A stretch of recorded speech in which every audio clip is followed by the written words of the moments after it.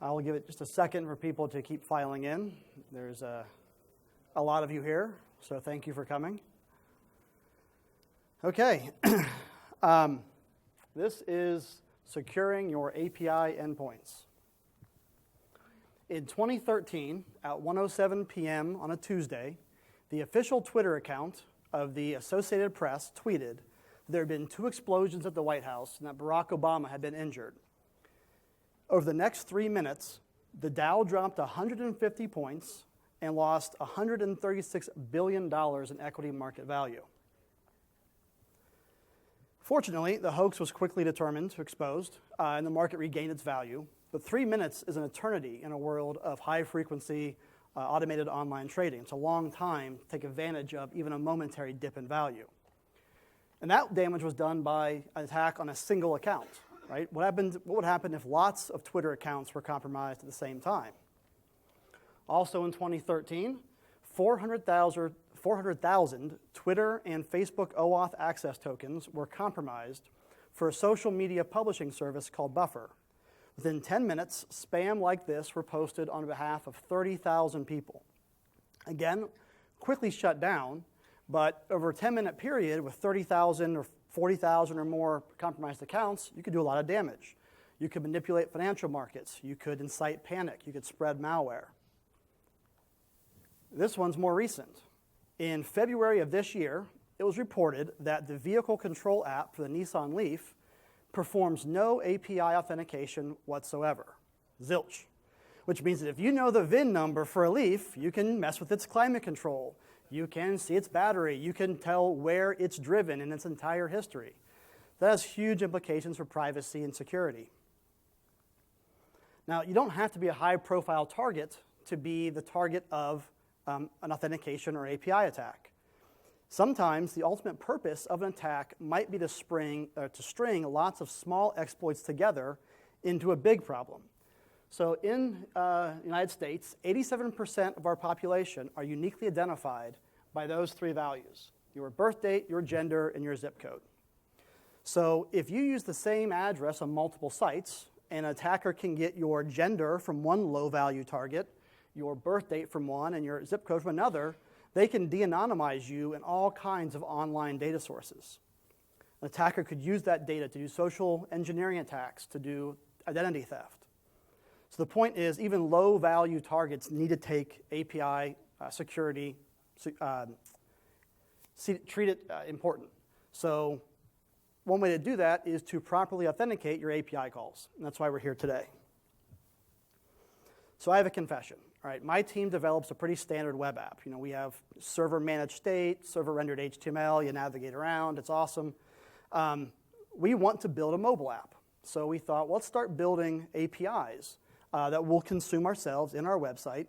And then when we want to go mobile, we'll have the APIs in place.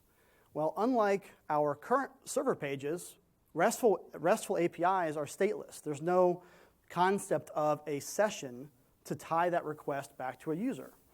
So we had to find a way to authenticate our API calls. So I Googled, authenticate API call, and I found a mess. I found people talking about bearer tokens and nonces, federated identity systems, the right cryptographic hash function to use to sign a request. Not one, but 2 versions of this thing called OAuth. There was no single, getting started with authentication guide that I needed. So I did a bad thing. We were in a hurry. I didn't want to, really figure out the whole ecosystem. So I found Stack Overflow.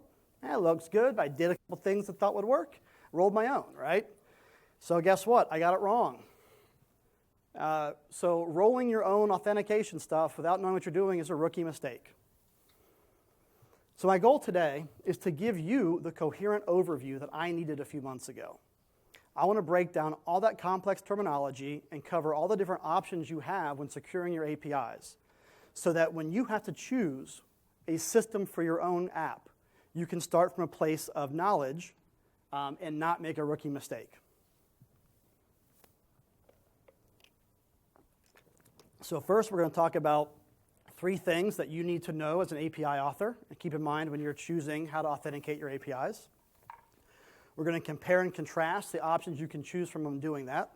And then we'll wrap up with some suggestions on which approach is right for which use case. We're going to cover everything from Basic Auth to OpenID Connect. Most of this talk is platform agnostic. I may talk a little bit about Windows land implementation details, but this is going to be a diagrams and concepts talk. Should be valuable to you no matter what platform you use. I want to be clear about what this is not. This is not an advanced security session. If you already know the difference between OAuth 1 and 2, if you already know which authentication schemes require TLS and which ones don't, or SSL, if you already know how to sign a request with HMAC, then you are in the wrong room. My audience is people who don't know those things, don't even know that those are the things they're supposed to know when doing this stuff. This is not a getting started with foo. In order to cover everything I want to cover, I have to stay at a pretty high level. And there are things I'm going to talk about that I've never actually used. I got to confess, I've never written any OAuth code, but we're going to talk about OAuth. What I have done is research the crap out of OAuth and how it compares to everything else. And that's what I'm going to offer you today. This is a summary of the hours of research that I've done, and it is the how do you pick your own path guide that I wanted to have when I started. No matter what you decide to use, though, you're going to have to go somewhere else for the getting started tutorial. I'm just going to help you figure out of that entire universe of options, which one makes sense for you.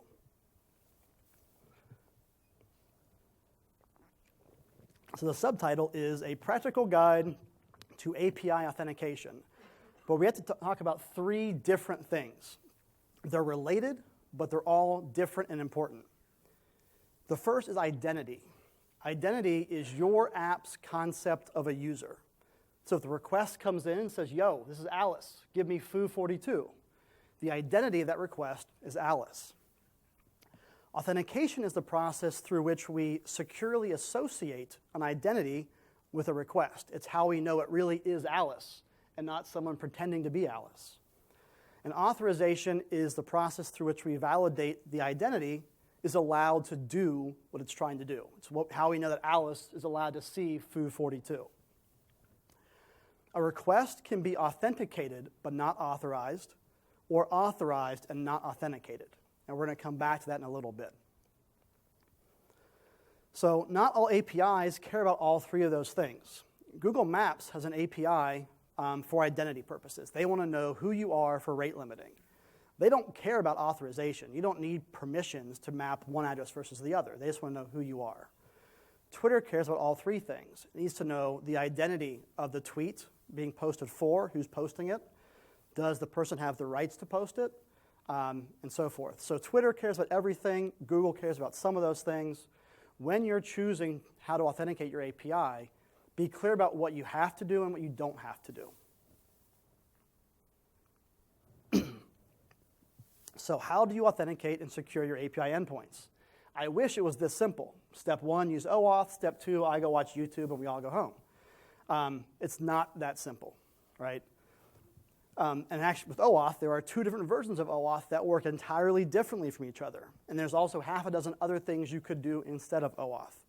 So like most things in computer science, the correct answer is it depends. There's no one true way. So here's our list of things that we're going to cover today. Some of these things are low level. Some are framework level things. Some of these are Enterprisey. Some of these are pretty lightweight. Some I'm going to cover in detail. Some I won't. But when you leave here, I want you to know what all these things are and how they relate to each other. So quick sidebar. If you've been on the web for more than a year or so, you probably have heard of a secure connection, right? It's the little lock in your browser. It tells you that you're talking to who you think you're talking to and your connection's secure. You might also think that HTTPS means SSL. But thanks to a recent Poodle vulnerability, SSL is broken. TLS is the new hotness. You should not be using SSL for anything.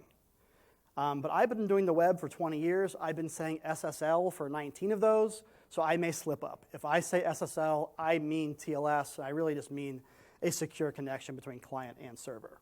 So if you see SSL, do not take that literally. Okay, so let's dive in. And the simplest way to secure your API is to use authentication schemes built into the browser and your web server platform. There are three of those things that we're going to cover. These are supported by all major web platforms, all major browsers. These are usually really, really easy to implement with very little custom code. So if you're looking for a standards-based, easy-to-use solution, you want to start with these. And the first one is client certificates. These are basically reverse SSL, reverse TLS. So with TLS, there's a certificate installed on the server. It tells your browser the server is who it claims to be. It tells your browser you can talk to the server, your connection's secure, and you can trust this person. A client cert is basically the same thing in reverse. You put a cert on your browser, and it tells the server you are who you claim to be. The nice thing here is that there's no login screens. There's no redirects. There's no authorization. Each request is authenticated automatically, instantly. The drawbacks, though, are your users have to install a cert on their browser. So if you are building the next Facebook, that's probably a non-starter for you. In Windows land, this is a low-code solution if you are authenticating against Active Directory. That's because the tooling to associate a cert to an identity is built into Windows and IIS already. Now, you can do this with your own custom database if you want to authenticate against your custom membership system. It just requires more code. All right, so if you don't want to deal with client certs, the next simplest thing you could possibly do is HTTP Basic Authentication. It's an internet standard, supported by all major browsers, very easy to use. And it works like this. So the browser asks for a resource. The server says, sorry, that's protected. So it gives a 401 unauthorized. And then the browser then resubmits the request, sending a base 64 encoded username and password combination. So if you're browsing the web, you might actually get prompted for a password and username by your browser. For API use, you're probably going to be doing that programmatically.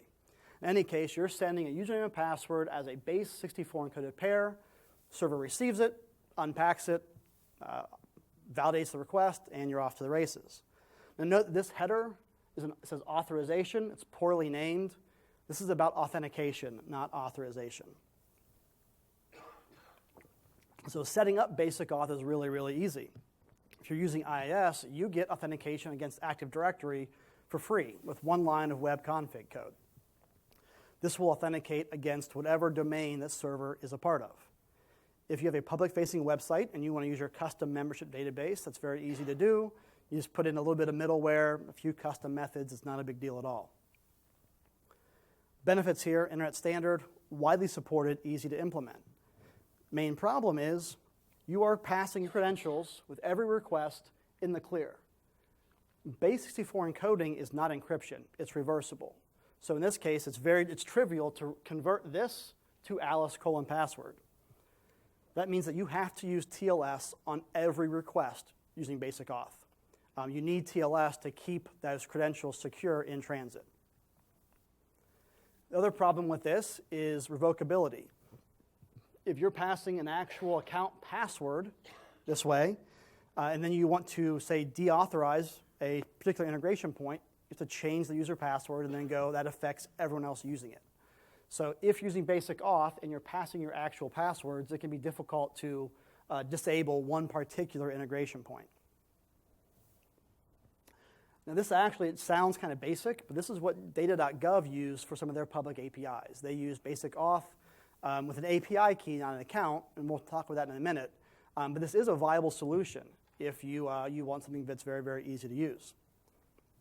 Now, the biggest drawback to Basic Auth is that you're passing the password in clear text. And that's only as secure as your use of TLS. If you forget to use TLS, if TLS gets compromised on your platform, then your credentials are exposed. So an alternative is called Digest Auth. This is also a standard, widely supported, very easy to use. The difference is that with Digest, the password is never sent over the wire. And it works like this. So the browser asks for a resource, right? The server says not authenticated or not authorized, and it passes a nonce. Now a nonce is just a number used once. It's just a random string or number. It only exists to basically fingerprint a particular request. So if you hear nonce, that's just a random number that gets sent back, in this case, to the client. The client then uses that nonce to create a hash. And what it does is it takes the password or the username, the password, and the nonce, puts them all together, and then makes a hash of those things. It then re-requests the page, passing the username in clear text, the nonce in clear text, and then the hash. So the password itself is not being sent over the wire. The server then receives the request. It looks up the password, so it knows who the user is, looks at the password, and it recalculates the same hash. And it compares them. If they're the same, it knows the client knew the password, and it's authorized or authenticated. If they don't match, then the request is rejected. So the password is never sent over the wire, so TLS is not required. Now, if the message of your API is sensitive, you might still use TLS, but you do not need TLS to keep your authentication secret secure. And like with Basic Auth, this is really easy to set up in IIS. It's also very easy to set up in Apache. Very little code required. So there's some drawbacks to Digest. One of them being every request requires 2 connections to the server. The first one to get the nonce, and then the second one to make the actual request. Now the server's not processing your request twice, but it's still, there is a little bit of extra overhead and latency going on. But the main problem with this is that it prevents you from storing your passwords in your database with secure encryption. And the reason is, if you're storing your passwords with secure encryption, then your application is not able to get to the raw password. The whole point of password storage is to say, app can't get the plain password.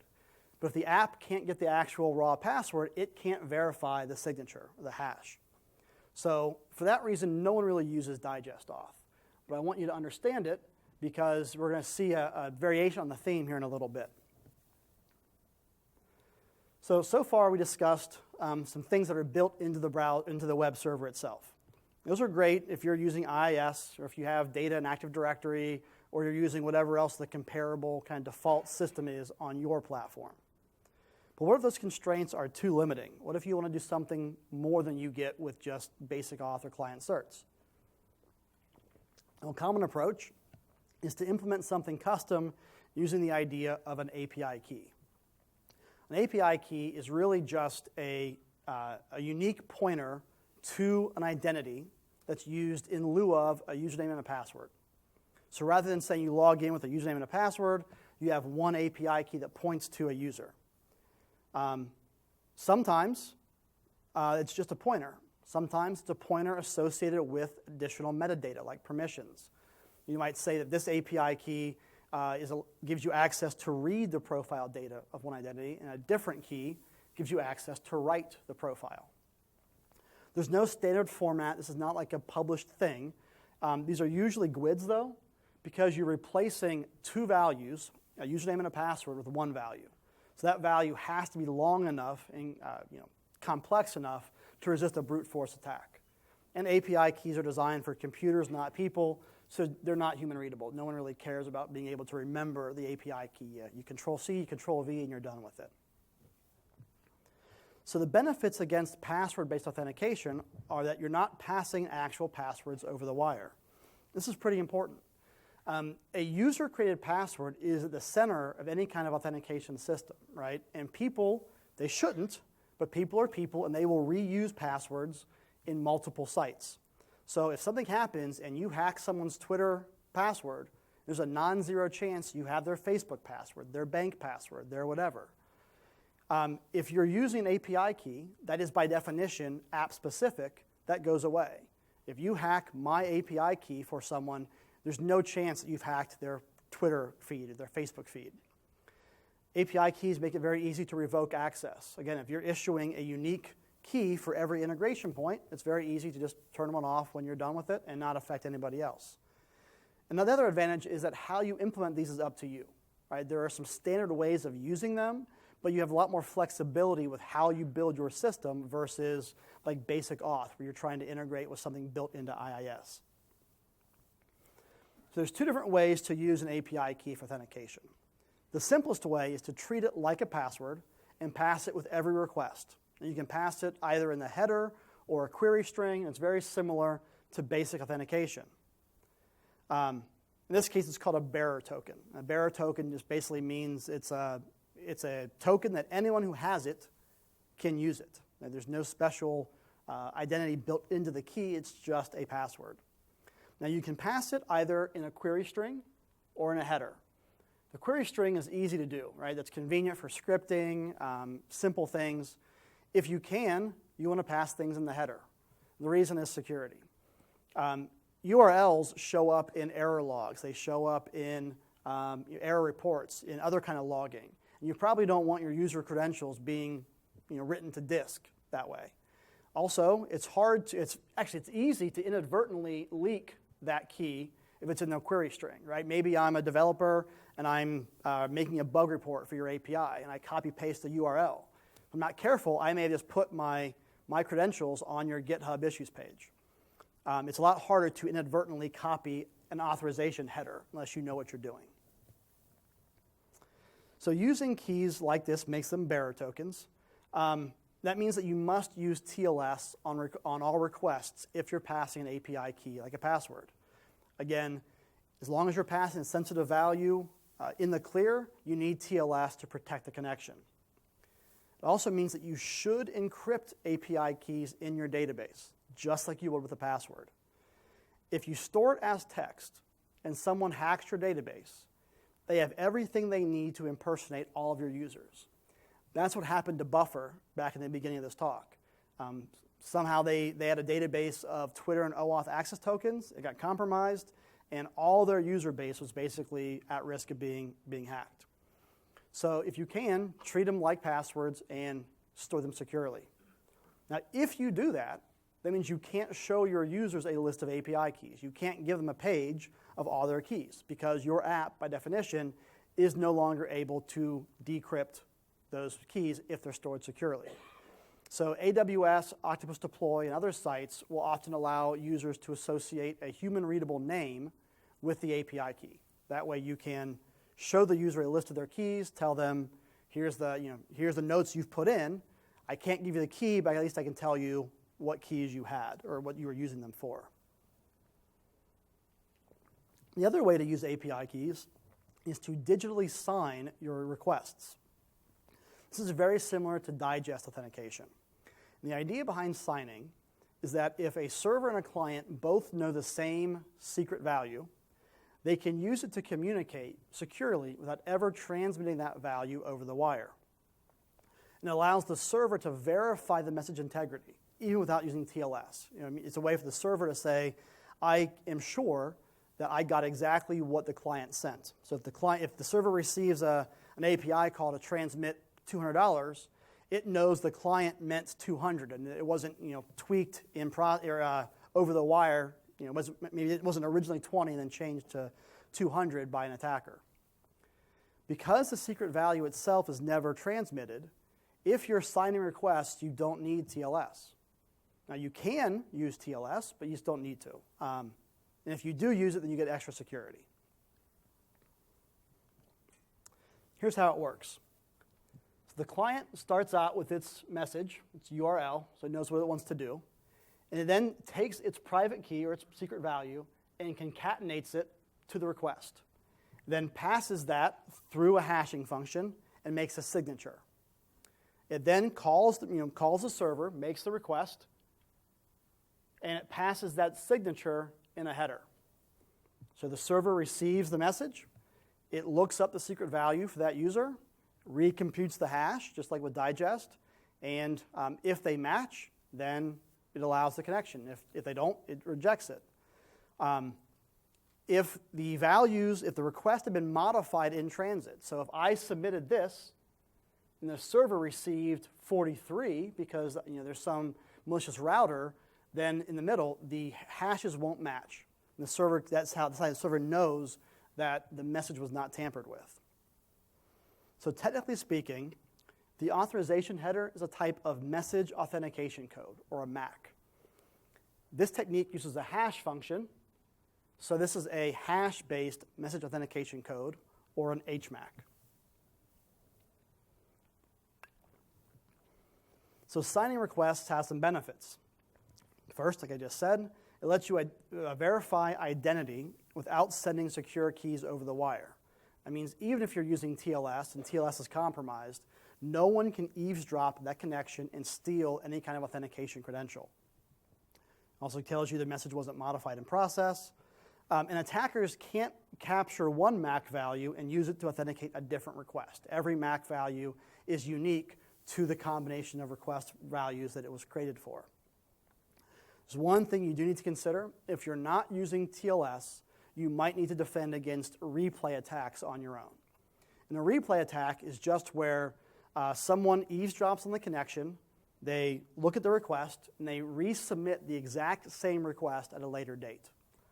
Now, you may not care about that, right? If you're Google Maps, you don't care if someone's trying to request the same address more than one time. If your API transfers money, you probably do care if it's being resubmitted multiple times. So if you care about that, you can use TLS, which has replay built in, or you can use a custom nonce or a timestamp in your application code. These are very, very simple to do. So HMAC is kind of awesome, but the major drawback is complexity. So client and server must compute the hash exactly the same way. This is an image, screenshot, of just one piece of one section of the instructions for computing an AWS API call for doing the request. And the problem is that the server and the client have to do it the same way. So the server often publishes a very detailed set of instructions for how to canonicalize the request data. They'll say, well, you have to sort your header, your attributes in one order. Maybe you lowercase them. How do you deal with things with multiple values, et cetera, et cetera. So if it's also sensitive to header differences. If let's say there's some middleware component that adds a cache control header to the request as it goes over the wire. If the server uses the header values to recalculate its own hash, it's going to have a different value than the client did, and it'll fail. So the benefit here is security, and the trade-off is complexity. And the complexity is the price that you pay for that security. Now, in order for signing to work, the request must include at least two things. It has to have the signature we just talked about. It also has to have a pointer to the identity that created it. And this is necessary because it tells the server what secret value to look up and use to calculate its own hash. So if you're building an HMAC system, you have to decide what you want to use as that identifier and what to use as the secret value. If you're building an internal API, you might be able to use like some primary key for this. Maybe it's your member ID or some key out of one of your tables. If you're building a public API, you probably want to use an API key as the public value. In any case, this has to be transferred over the wire in clear text, so this should not be something that's sensitive or protected. But now if you use an API key as that public identifier, what do you use as the secret value in order to calculate the hash? Well, whatever you use, it has to be something that can be stored in plain text or using reversible encryption. Again, that's because the server has to be able to look up that value in order to verify the signature and recalculate the hash. That means you can't use the user password as that secret value. Again, if you're hashing your passwords and salting them properly, the app cannot get back to the raw password. So you have to use something that you can store in plain text or you can easily reverse engineer. So a popular approach is to issue API keys as a pair of values. You have a public API key that you send over the wire and a private key that's known only to the client and the server. Now, storing these things in text means that if your database is compromised, so are your authentication keys. So one way to combat that is to implement an expiration policy. So that won't tell you if you got hacked, but it'll at least limit the window of exposure if you do. There's one more detail of an HMAC implementation that you need to think about. That's how do the client and server agree on the secret key in the first place? So if you're writing a server-based client, this is pretty easy. Programmer gets the key from some website, puts it in a config file, publishes the client, and then you're done, right? In that case, whatever you've deployed uses that one key, doesn't change, very easy. It's more complicated for like a JavaScript or a mobile app client. So in our case, we were trying to build a JavaScript API onto our website. There's no way to preload a key in someone's browser, right? You might sit down at a computer lab and log into Gmail, and you've not had no way to preload any kind of key. So you need a way to securely transmit the secret key to the browser before it makes signed requests.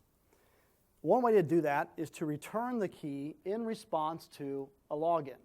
So I come in, I log into the login form, authenticate, server sends back a key, the private key, to the browser, which then puts that in memory or local storage or whatever, and then uses it to sign requests. Since private keys are important, take care when exposing them to theft. So if you're sending it over the wire and you're putting it in local storage or in some JS client, you've created the possibility for it to get stolen. So for that reason, you might want to issue a temporary API key for a mobile client or a mobile app or JS client. Perhaps maybe the browser is told, here's your key, and it's going to expire in 1 hour, and the browser just has a timer.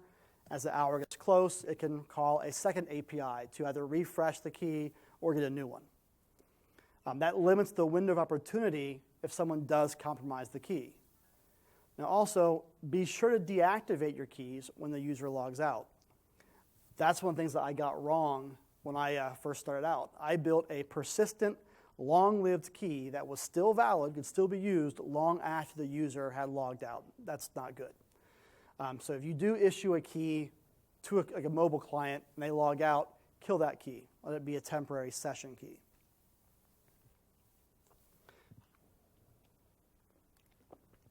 So here's a quick recap of API key-based authentication. API keys are used instead of a username and password to uniquely identify an identity. Sometimes it's just a pointer. Sometimes it has permissions associated with it or other metadata, whatever you need. If you use a key like a password, it's called a bearer token.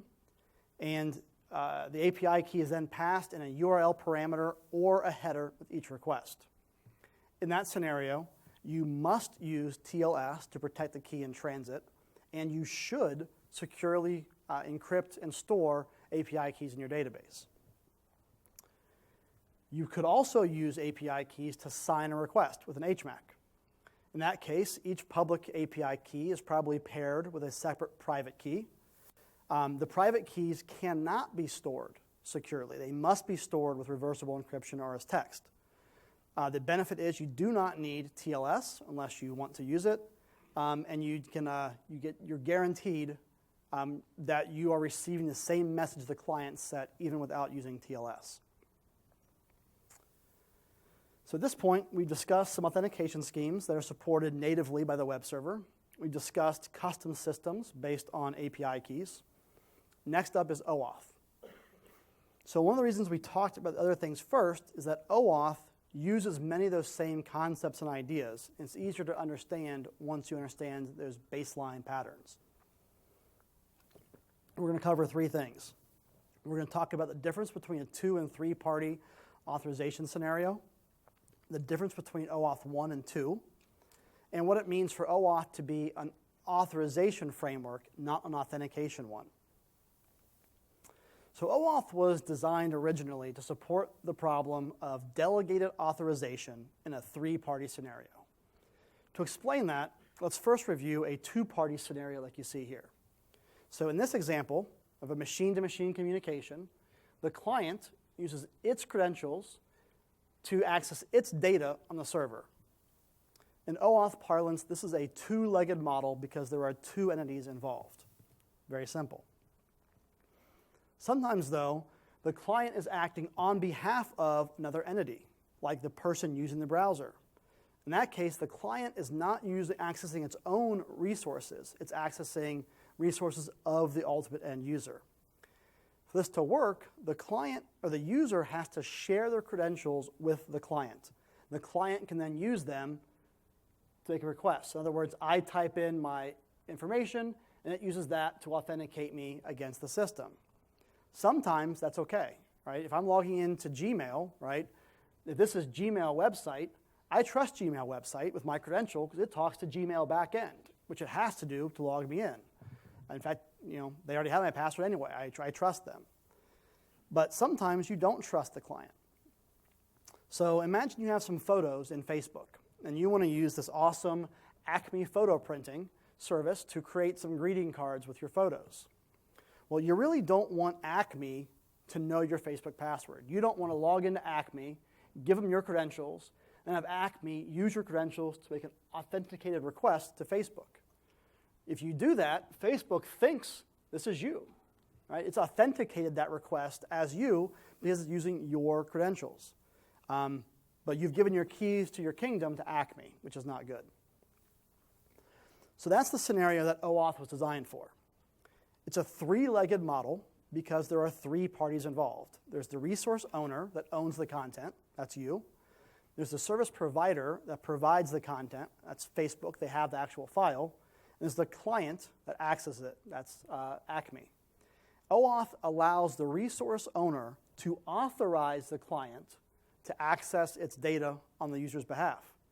When you do this, Acme is not making an authenticated request. It's an authorized request. So Facebook knows it's not you asking for the data, but it knows that Acme is allowed to, it's authorized to get to your data. Here's how it works. Now you start out on Acme website, and they redirect you to Facebook, right? You go to Facebook, and Facebook will authenticate you, and then ask you to authorize the request. And it does that by giving you a screen like this. It says, Acme wants your photos. They can read your photos. They can't write to your timeline, whatever. If you authorize the request, then the OAuth flow will continue. In that case, you go back to Acme, and Facebook sends along a token. Acme can then, behind the scenes, call back to Facebook, trade that grant for an access token, and begin using that token to make authorized requests. So there are two versions of OAuth, and they implement this in two different ways. Now, it's not universally accepted that OAuth 2 is better, so we're going to cover both of them briefly. OAuth 1 was published in April 2010. 1.0A came out shortly after. If I say OAuth 1, I mean 1A. No one actually uses 1.0. In technical terms, OAuth 1 is implemented using signed requests. It's an HMAC-based system. That means it does not require TLS to keep credentials safe. You're never actually passing any secure information over the wire. OAuth 1 works best with web-based clients because in order to do the authorization, you have to go to a website and make your grant. So this works best with browsers. It does not work so well with non-browser scenarios.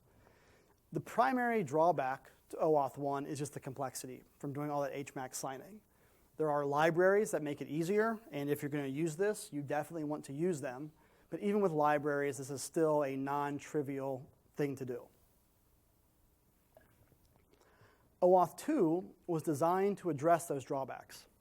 It's an entirely different implementation of OAuth, and the two are not backwards compatible with each other. The major difference between the two is simplicity. OAuth 2 uses bearer tokens as opposed to request signing. That means that you are passing actual credentials over the wire, which is simpler, but it requires you to use TLS to keep them safe in transit. And if TLS is compromised, your credentials can be compromised too. OAuth 2 also has better support for non-web clients and some enterprise scenarios. So it means that there are lots of other authentication workflows or authorization workflows that you could do with OAuth 2 that you can do with OAuth 1. It's important to note that OAuth 2 is a framework, not a protocol. OAuth 1 is a protocol.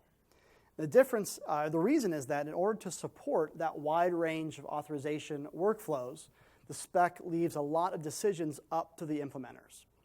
So the trade-off there is interoperability. With OAuth 1, it's a protocol, so you can take an implementation for one provider and generally with not too much effort, use it to access a different provider.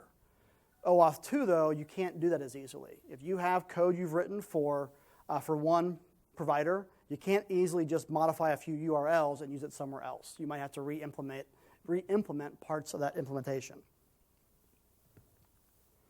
There's also some controversy around OAuth 2.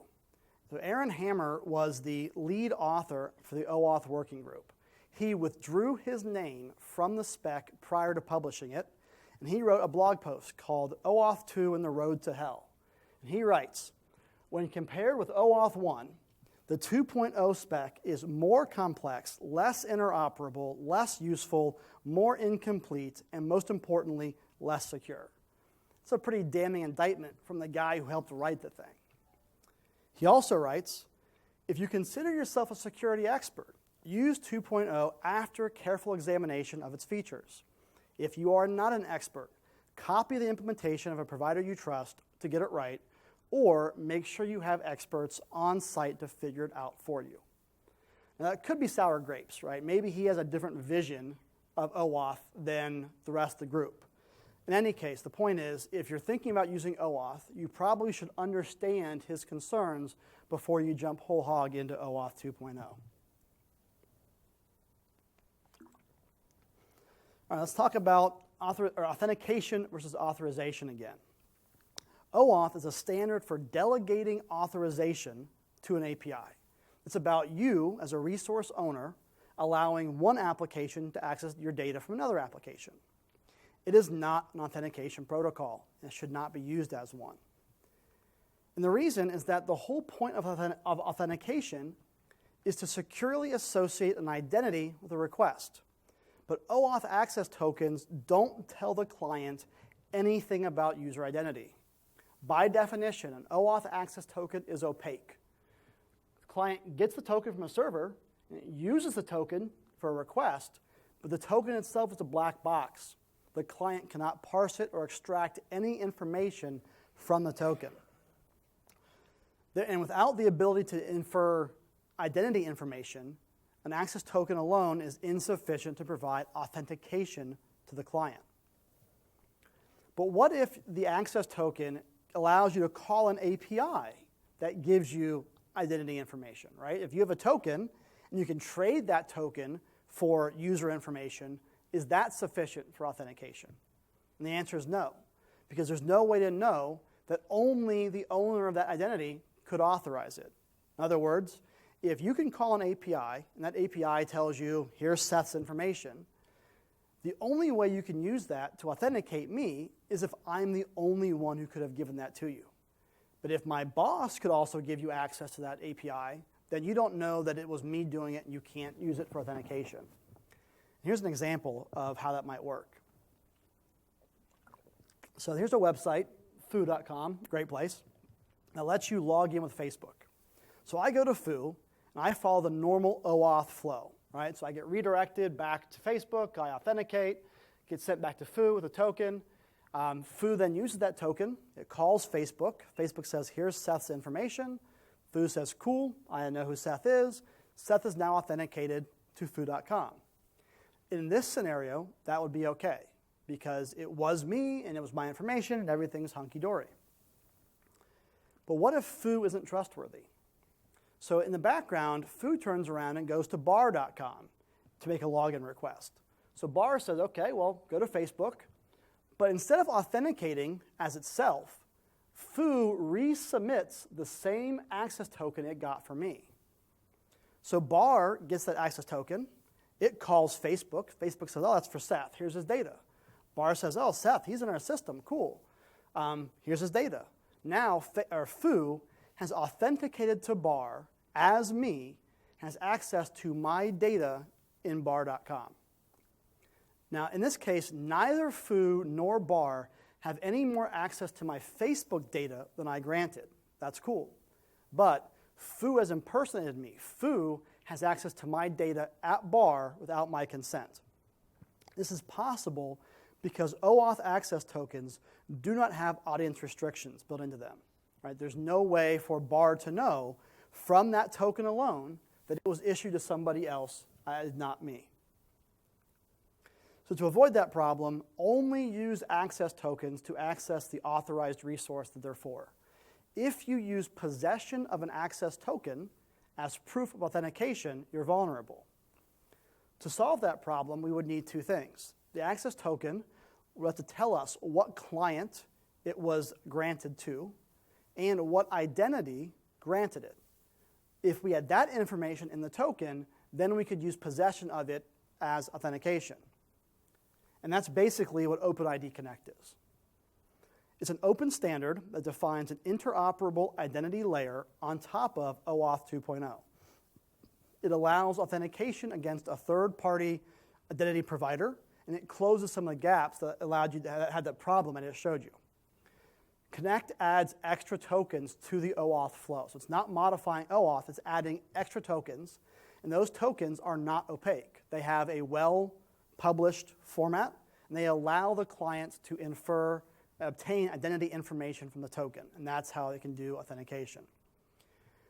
OpenID Connect replaces OpenID 2.0, and it's the best way to implement log in with Google into your app.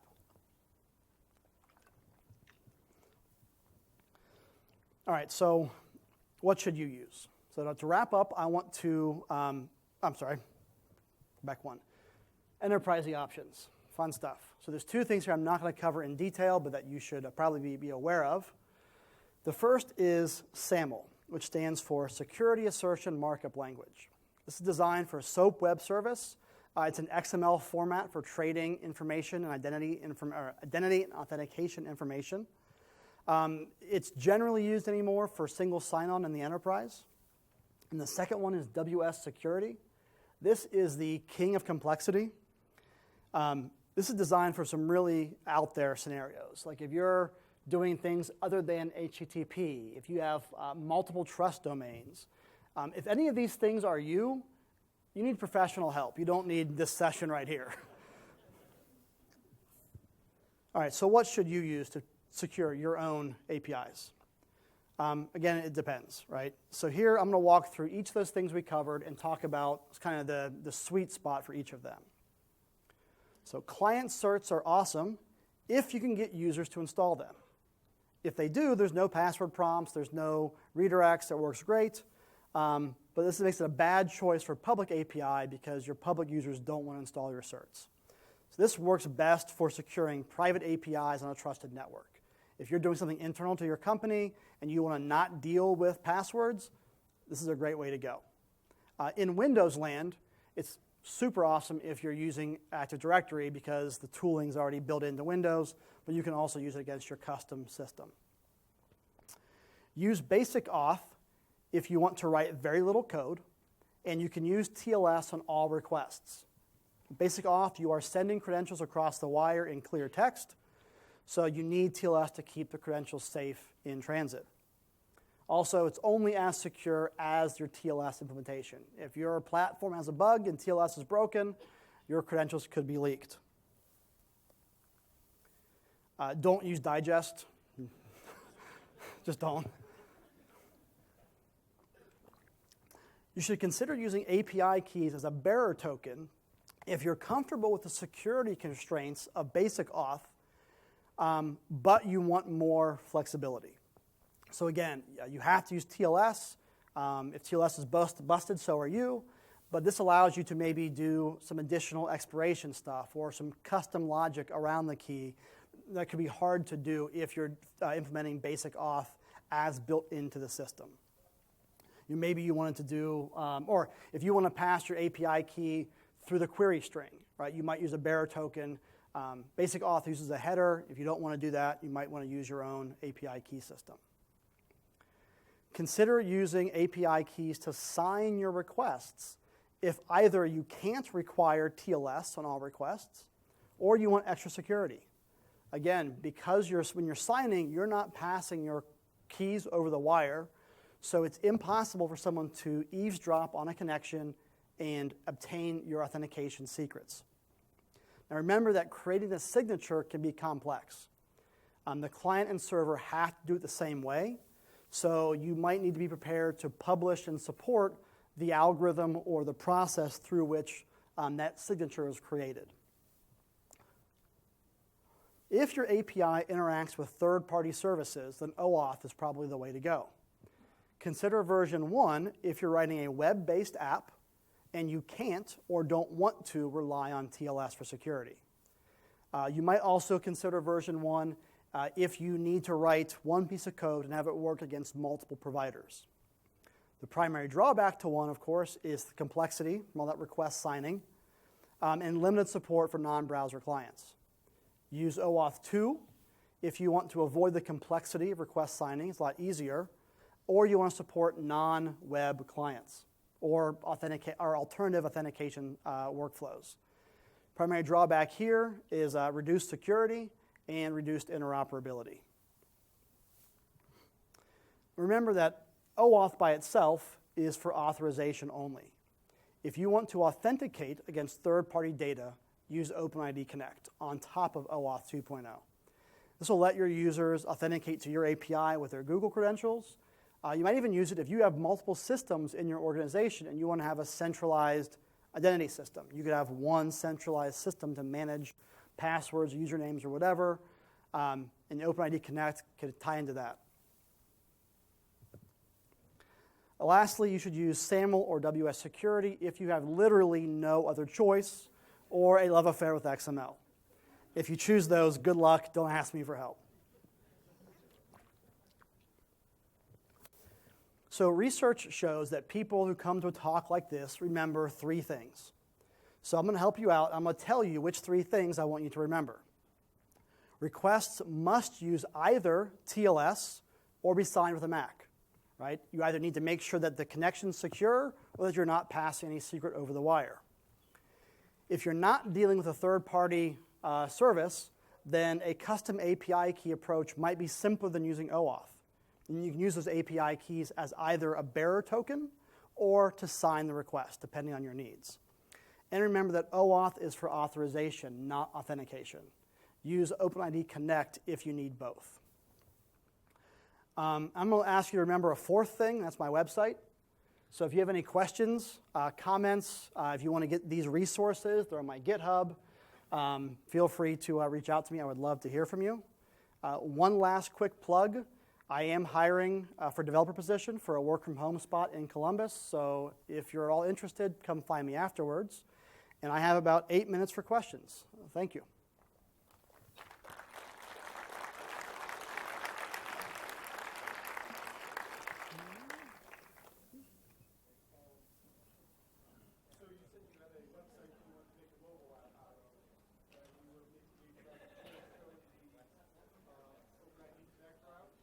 So the question is, did we use OpenID Connect? Kind of, yes. There's a platform called Identity Server that exists out there, and one of our clients does use that. So we actually implemented our application as an identity provider. So we actually do both sides of it, and it allows us to interact with them. So we have used OpenID Connect in that sense, and we're looking at doing it more for some of our government contracts.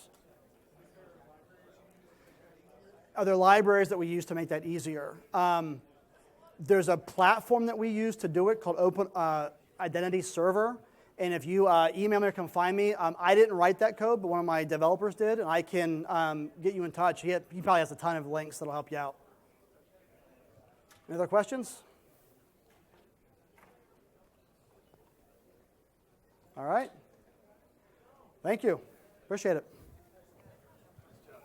Thanks.